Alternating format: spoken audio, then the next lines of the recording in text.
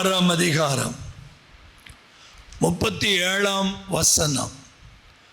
லூக்கா 6ஆம் அதிகாரம் 37ஆம் வசனம்.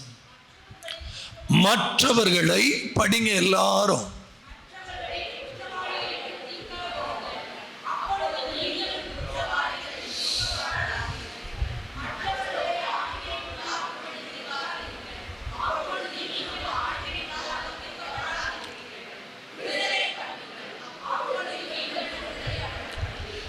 இன்னும் ஒரே ஒரு முறை சத்தமா படிப்போமா?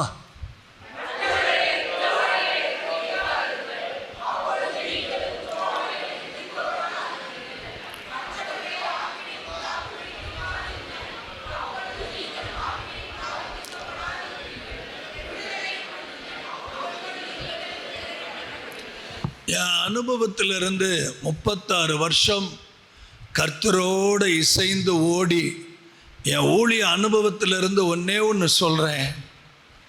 விடுதலை பண்ணி பாருங்க ஜனங்களை. நமக்கு நிறைய விஷயங்களில் கர்த்தர் விடுதலை தருவார்.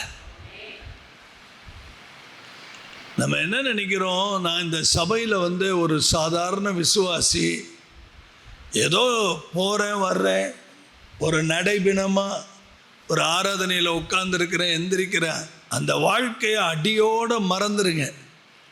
அல்லேலூயா. இந்த ஊழியத்தில், இந்த சபையில் கர்த்தர் என்ன பெயர் சொல்லி அழைத்திருக்கிறாருங்கிற உணர்வோடு வாழுங்க. இந்த ஊழியத்தில் எனக்கு பங்கு இருக்குது, இந்த ஊழியத்தில் என்னை கொண்டு வந்து கர்த்தர் சேர்த்ததற்கு ஒரு முகாந்திரம் இருக்குது. இந்த முகாந்திரத்தை நீங்கள் புரிஞ்சுக்கணும். இதில் ஆழமாக சத்தியங்கள் இருக்குது. நமக்கு வாக்குத்தத்தம், விடுதலை பண்ணுங்கள், விடுதலை பண்ணப்படுவீர்கள். இந்த மாதம் மே மாதம் மந்த் ஆஃப் டெலிவரன்ஸ். இன்னைக்கு த டே ஆஃப் டெலிவரன்ஸ். விடுதலை பண்ணுங்கள். நீங்கள் விடுதலை, ஒரு ஆத்மாவை விடுதலை பண்ணுங்க. ஒரு மனுஷனுக்கு எங்கெல்லாம் விடுதலை தேவை? ஆவியில் விடுதலை தேவை, ஆத்மாவில் விடுதலை தேவை, சரீரத்தில் விடுதலை தேவை. ஏன் நம்மளால் வாயை திறந்து பாட முடியல தெரியுமா? ஆவியில் விடுதலை இல்லை. ஆவி சோர்வடைந்து கிடக்குது. ஆவியில் பலன் இல்லை, ஆவியில் மகிழ்ச்சி இல்லை, ஆவியில் சந்தோஷம் இல்லை. இதனால் என்ன பண்ண முடியல? நம்ம ஆவியில் நிறைஞ்சு பாட முடியல. சில பேருடைய ஆத்மாவில் விடுதலை இல்லை. ஏன் விடுதலை இல்லை தெரியுமா? ஆத்மாவுக்கு விரோதமான காரியங்கள் நம்மக்கிட்ட இருந்தால் ஆத்மாவில் விடுதலை இருக்காது. இதெல்லாம் ஒன்றன் பின் ஒன்றாக இந்த மாதம் முழுக்க நம்ம தியானிப்போம். ஏன்னா இந்த மாதத்துக்கு நான் வச்சிருக்கிற பெயரே த மந்த் ஆஃப் டெலிவரன்ஸ். ஒவ்வொரு ஆராதனையிலையும் விடுதலை நடக்கும், ஒவ்வொரு ஜபத்திலையும் விடுதலை நடக்கும். அல்லேலூயா. அது மட்டும் இல்லை, நீங்கள் நல்லா விளைக்கணும். இந்த விடுதலைக்கு முன்னாடி 2 விஷயம் இருக்கு. என்ன விஷயம் இருக்குன்னா, மற்றவர்களை குற்றவாளிகள் என்று ஜட்ஜ் பண்ணிடாதீங்க, அவங்களுக்கு தீர்ப்பு சொல்லிடாதீங்க. ஏன்னா அதே தீர்ப்பு நமக்கும் வரும். கண்ணால் பார்க்காதது, காதால் கேட்டதை வச்சு யாரை பார்த்தாலும் குற்றவாளியாக தீர்க்கிற பழக்கத்தை விட்டுருங்க. மற்றவர்களை ஆக்கினைக்கு உள்ளாகும்படிக்கு தீர்க்காதிருங்க, சாபம் போடாதீங்க. அப்பொழுது நமக்கும் அதே நிலைமை தான் வரும். ஏன் அப்படின்னா, த ஜட்ஜ்மெண்ட் விஷயத்தில் ஒரு காரியத்தை தேவ சமூகத்தில் ஆராய்ந்து அறிந்து நிதானித்து நம் காரியங்களை நடப்பிக்கணும். அல்லேலூயா, பிரைஸ் தி லார்ட். அந்த மேலே உள்ள 2 சரியாக இருந்தால் கடைசி காரியம் டெலிவரன்ஸ் பக்காவாக சபைக்குள்ளே நடக்கும். 10 மணிக்கு வர்ஷிப் ஆரம்பிக்க போகிறோம். வர்ஷிப் பாட்டுக்கு போயிட்டே இருக்கணும், அது நிறுத்தவே கூடாது. நான் எப்போ வருவேன், வந்துட்டு எனக்கு சரீரத்தில் ஒரு புது பலன் கர்த்தர் போச்சு. அந்த நேரத்துக்குள்ளே வந்து கட்டுகள் உடைச்சு ஜனங்களை விடுவிச்சு சபைக்குள்ள உங்களுக்கு நிறைய விஷயங்கள் மேலோட்டமாக பார்க்குறீங்க. ஆவிக்குரிய கண்களில் பார்த்தாதான் எவ்வளோ பிரச்சனை உள்ளுக்குள்ளே இருக்குது, எத்தனை பேருடைய இருதயம் கெட்டு போய் கிடக்கு. இதுக்கெல்லாம் ஒரு உயிர்த்தெழுந்த வல்லமை. ஒரு ஆத்துமா, ஒரு மனுஷன் உள்ள உட்காந்துக்கிட்டு எத்தனை பேருடைய வாழ்க்கையை கெடுக்கிறது. இந்த சீரழிவுகள் எல்லாம் சபைக்குள்ளேருந்து வெளியே போகணும். விடுதலை பண்ணுங்கள், விடுதலை. ஒரு சில காரியங்களை சொல்லி நான் ஜெபிக்க விரும்புகிறேன். ஆதியாகமம் 40ஆம் அதிகாரம் 14ஆம் வசனம். ஆதியாகமம் 40ஆம் அதிகாரம் 14ஆம் வசனம்.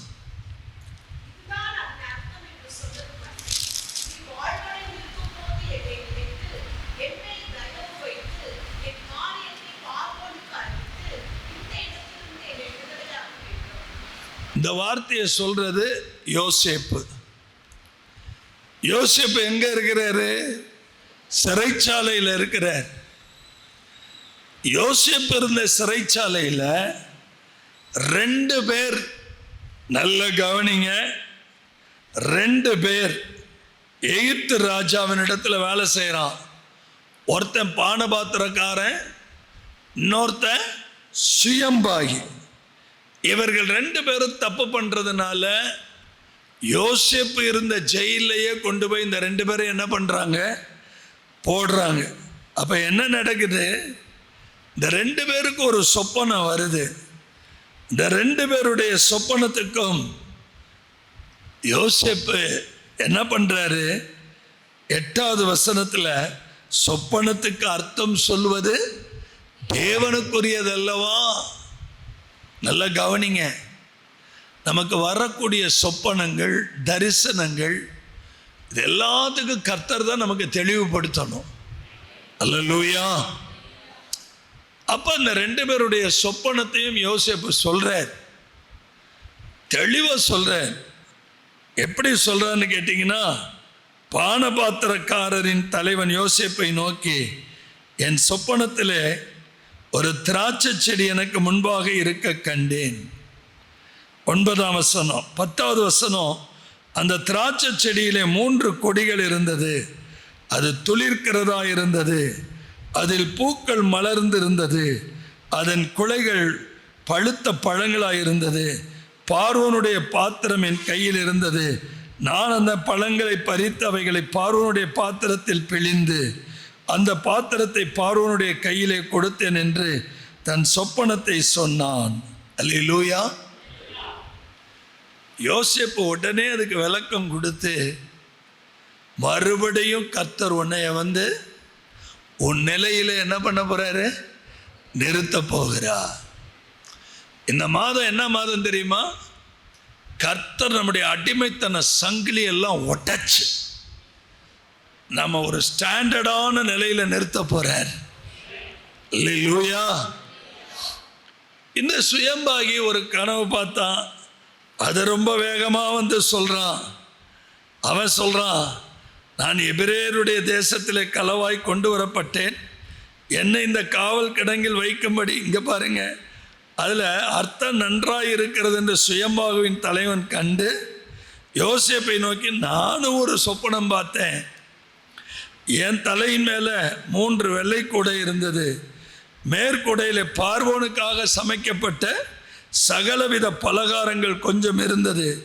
என் தலையின் கூடையில் இருந்தவைகள் பறவைகள் வந்து என்ன பண்ணது? பட்சித்தது. அதோட கதையை முடிஞ்சிச்சு. உன்னை என்ன பண்ண போறாரு ராஜா? தூக்கில் போட போறார். இதுதான் சொப்பனத்தினுடைய விளக்கம். இவங்க 2 பேருக்கும் சொல்லி அனுப்பின மாதிரியே நடந்துருச்சு.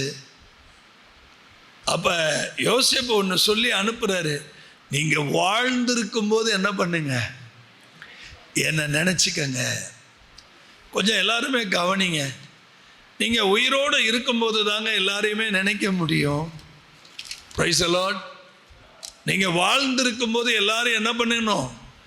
நினச்சி பார்க்கணும். உங்களுக்கு உதவி செய்தவங்களை நினச்சி பார்க்கணும்.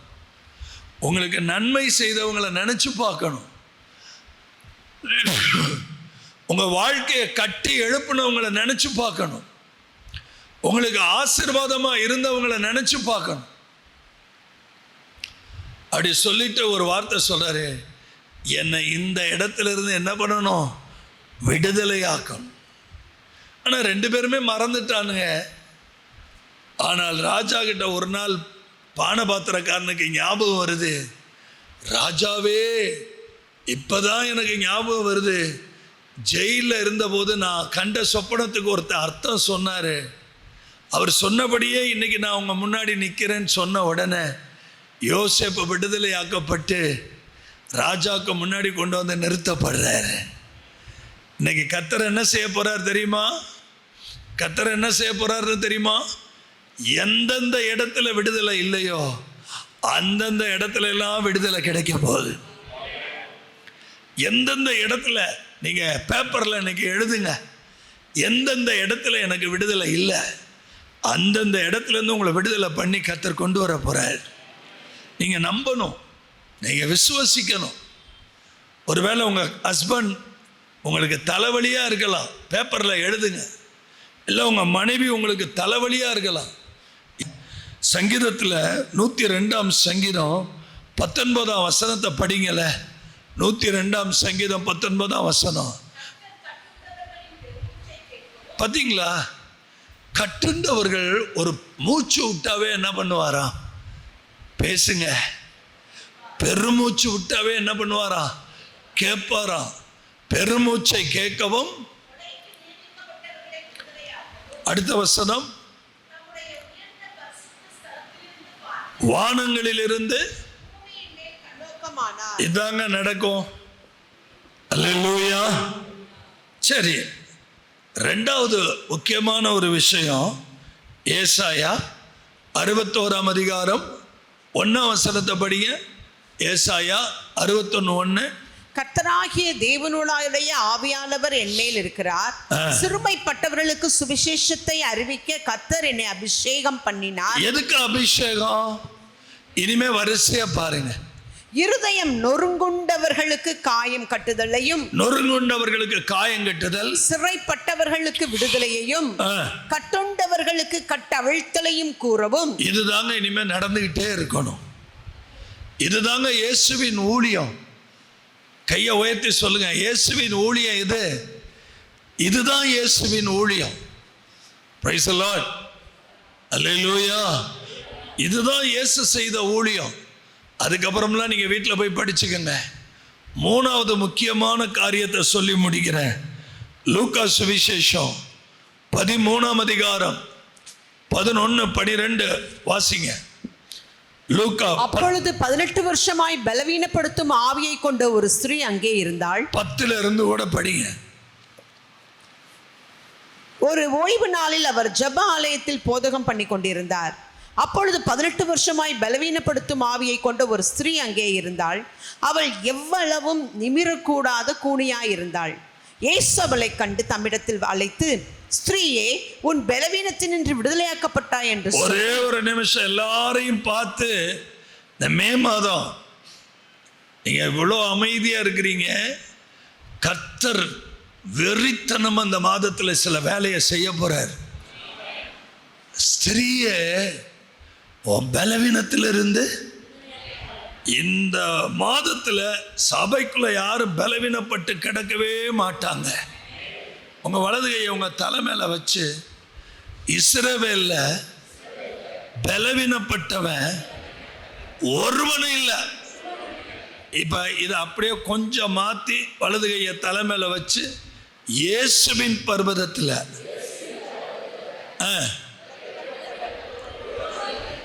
இதை டெய்லி எந்திரிச்ச உடனே காலையில உங்க தலை மேல வச்சு சொல்லிருங்க, உங்களை மாதிரி ஒரு பலவான் இனி எழும்ப போறது கிடையாது.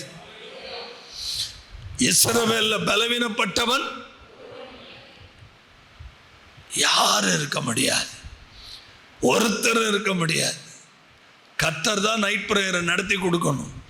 எல்லாரும் இனிமே ஒவ்வொருத்தரும் எழுப்பி நைட் பிரேயர் நடத்தணும். என்னுடைய திராணிக்கு கர்த்தர் என்ன 438 நைட் பிரேயர் கொண்டு வந்துட்டார். ஒவ்வொருத்தரும் நைட் ப்ரேயரில் உற்சாகமாக இருக்கணும். ஒருத்தர் வந்து ஆராதிச்ச பார்த்தீங்களா? வெள்ளூர்லேருந்து வந்த டீமை பார்த்தீங்களா? ஒவ்வொருத்தரும் 1 மணி நேரம் 2 மணி நேரம் 3 மணி நேரம் அப்படி கொண்டு போனாங்க பாரு. அந்த மாதிரி நம்ம ஜீவியம் மாறணும். அல்லேலூயா. ஆசையாக கர்த்தருக்கு ஊழியம் பண்ணணும்.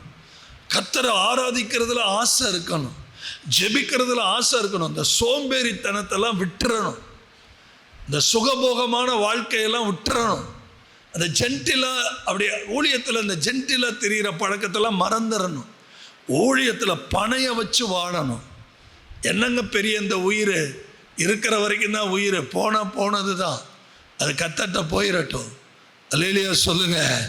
இயேசு அதை கண்டு தம்மிடத்தில் அழைத்து, ஸ்திரியே சொல்லுங்க, இன்னைக்கு நடக்க போறது என்ன? எந்த இடத்துல இருந்து உங்களுக்கு விடுதலை வேணுமோ அந்த இடத்துல இருந்து விடுதலை கொடுக்க போறார். 2வது, கட்டுண்டவர்களையும் சிறைப்பட்டவர்களையும் என்ன பண்ண போறாரு? 3வது, பலவீனத்திலிருந்து, அது நோயா இருக்கலாம், என்ன காரியமா இருக்கலாம். இந்த மாதம் ஒரு விடுதலையின் மாதம். நீங்கள் 10 மணிக்கு புறப்பட்டு எல்லாரும் திருச்சிக்கு போறீங்க. விடுதலையாக போய் சந்தோஷமாக அலைன்ஸ் பார்த்துட்டு வாங்க.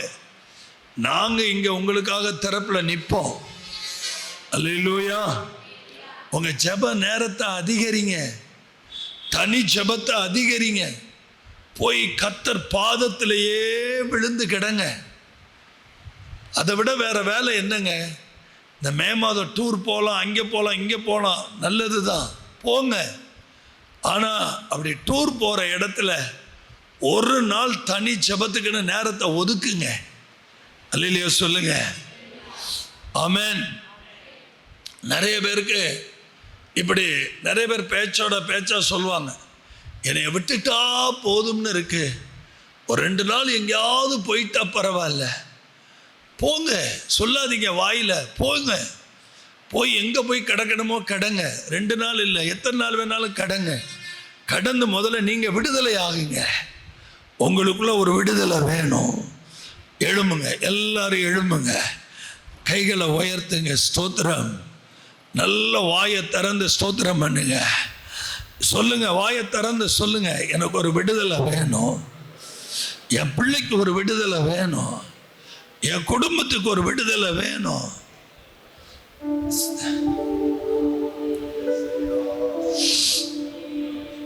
கர்த்தர் தான் உங்களை தொடணும். ஒரு ஊழியக்காரன் தொடறதுல பிரயோஜனம் இல்லை. கர்த்தர் தான் உங்களை தொடணும். இயேசுவே என்னை தொடுன்னு சொல்லி அழ ஆரம்பிங்க.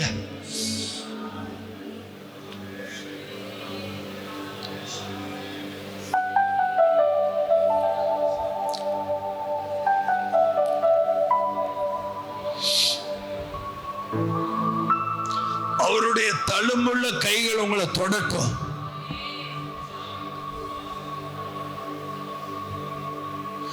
அவருடைய தழும்புகள் உங்களை தொடட்டும். இந்த இடத்துல இருந்து எனக்கு ஒரு விடுதலை வேணும். அது எந்த இடம்னு ஆண்டவர்கிட்ட சொல்லுங்க. எங்க மாட்டிக்கிட்டு முழிக்கிறீங்க, அந்த இடத்துல இருந்து எனக்கு ஒரு விடுதலை வேணும்னு சொல்லுங்க. அவர் வர்ற, அவருடைய கரம் உங்களை தொடட்டும். இந்த ரத்தம் தோய்ந்த கைகள் உங்களை தொடட்டும். நீங்க வந்தா ஒழிய, நீங்க தொட்டா ஒழிய விடுதலை இல்லை. இயேசுவே, எந்த இடத்துல இருந்து எனக்கு விடுதலை வேணும், எந்த இடத்துல இருந்து விடுதலை வேணும். சிறையிருப்பு மாறணும், கட்டுகள் உடையணும். என் பலவீனங்கள்ல இருந்து எனக்கு ஒரு விடுதலை வேணும். என் நோயிலிருந்து விடுதலை, பிசாசனுடைய அடிமைத்தனத்திலிருந்து விடுதலை.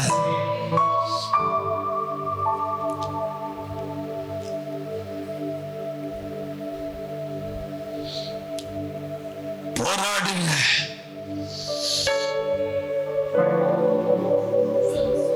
பர்த்திமேயு குருடன் கதர்னா,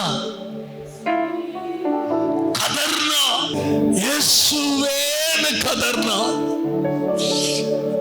ஐயா, இந்த நாமமே விடுதலை தருகிற நாமம், இந்த நாமமே ஜெயத்தை கொடுக்கிற நாமம். வல்லமையை தரிச்சு கொள்ளுங்க, அமைதியா இருக்காதீங்க. பலவானே,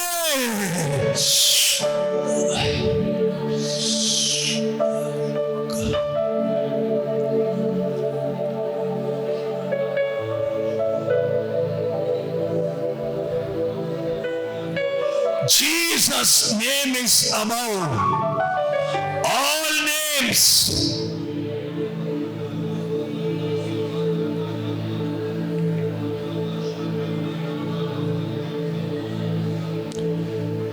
விடுதலை, விடுதலை, விடுதலை.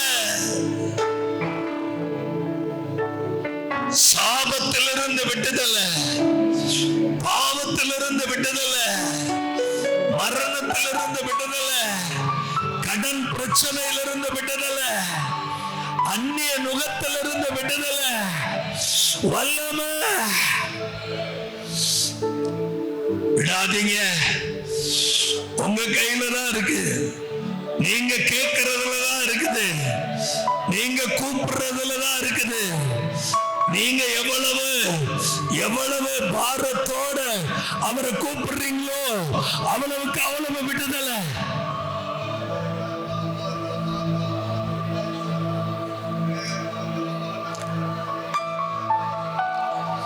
உங்க கையில தான் இருக்குது.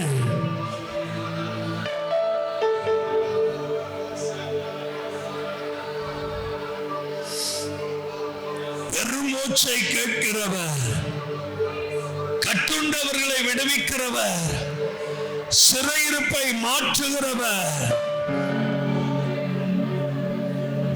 கூப்பிடுங்க சகோதரி, சகோதரா, வாயை திறந்து கூப்பிடுங்க. உங்க சத்தம் பரலோகத்துக்கு போகட்டும்.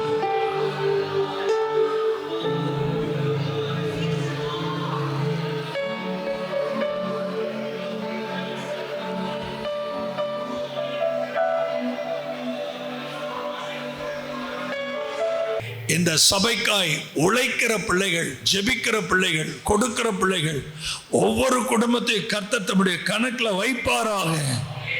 அவர்களை குடும்பம் குடும்பமாய் ஆசீர்வதியும். எல்லா நாமத்துக்கும் மேலான நாமத்தை உடைய இயேசு என்ற நாமத்தில் ஜெபித்து ஜெயம் எடுக்கிறோம் பிதாவே. என் ஆத்துமாவே கர்த்தரை ஸ்தோத்தரி, என் முழு உள்ளமே அவருடைய பரிசுத்த நாமத்தை ஸ்தோத்தரி. என் ஆத்துமாவே கர்த்தரை ஸ்தோத்தரி, அவர் செய்த சகல உபகாரங்களையும் மறவாதே.